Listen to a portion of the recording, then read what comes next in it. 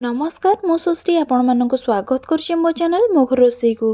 आज मु आपण मानक सहित अंडा भुजिया रेसिपी शेयर करने जाऊँगी जोटा कि गरम भात हो कि पखाला भात सहित खाइबा बहुत भल लगी था। तेज चलतु देखी ना आज आम अंडा भुजिया रेसिपी कौन कौन सब आवश्यक।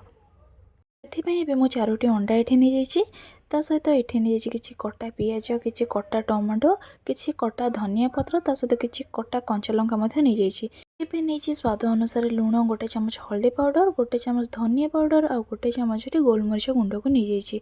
तेज चलते ये आम नेक्स्ट प्रोसेस को जी। तेज से गोटे बाउल को नहीं सारिकी रखि अंडा 4टी को मुझे फटैकी भलसे रखी नहीं। एबे अंडा सबको फटैके बाउल रखी सारापर ए चलते ताको भल से गोलैक रखिना। एबे गोलैवा पूर्व से पकईली गोटे चामच हल्दी पाउडर अल्प टिके लुण जी अंडा नहीं से अनुसार स्वाद अनुसार देखिकी लुण नहीं लुण और हल्दी को पकई सारिक ये अंडा को भल से गोलैक रखी नहीं। तेज चलतु ये आम नेक्स्ट प्रोसेस को जी। ए गैस ऑन करके कड़े को भल से गरम कर सारापर से मुझे सोरिष तेल नहीं जाइए।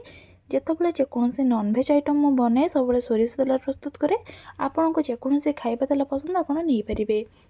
तेल भल से गरम हो पूर्व रखि कटा पिज को पकईकी ये किसी समय भाजी नौ। पिज हल्का टिके गोल्डन ब्राउन कलर होते आम कटा टमाटो को पकईबा।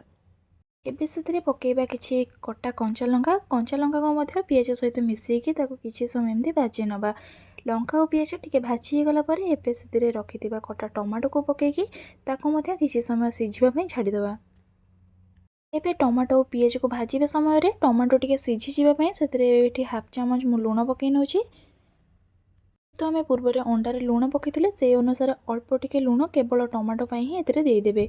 एबे से लुण पकई सारापर ए पकईबा गोटे चामच गोलमरीच गुंड गोटे चामच धनिया पाउडर गोलमरीच गुंड को पकईकी पिज और टमाटो सहित मिसेकी भल से भाजी नवा। एबे भाजी हो आसलानी एबे से पूर्व प्रस्तुत कर रखि अंडार घोल को आम पकईबा।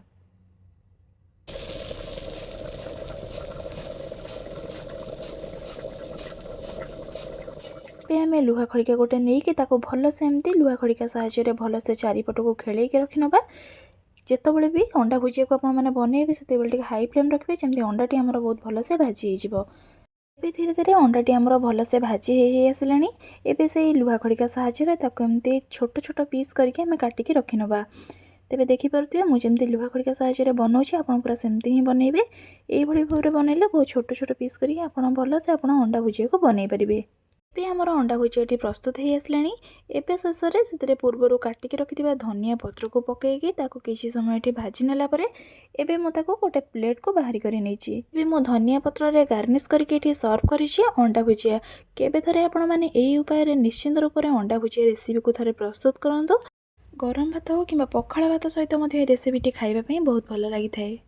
मत कमेंट सेक्शन में जनइबे आज रेसिपी आपण मानक केमी लगे। आशा करुँच आपण मानक रेसिपी निश्चिंत रूप से भल लगी। भिडियोटे भल लगी मो भिडियो को लाइक करेंगे मो चैनल को सब्सक्राइब करने सहित एमती नुआ नुआ वीडियो नोटिफिकेशन सबुठ प्रथम पाइबापी मो चैनल बेल आइकन को निश्चित रूप से प्रेस करूँ। ता सहित आपण मैंने ये रेसिपी वीडियो को आपण फ्रेंड्स मान सहित हो कि रिलेटिव मान सहित शेयर करेंगे। तेज से रोचे देखा गोटे नुआ वीडियो नुआ रेसिपी सहित।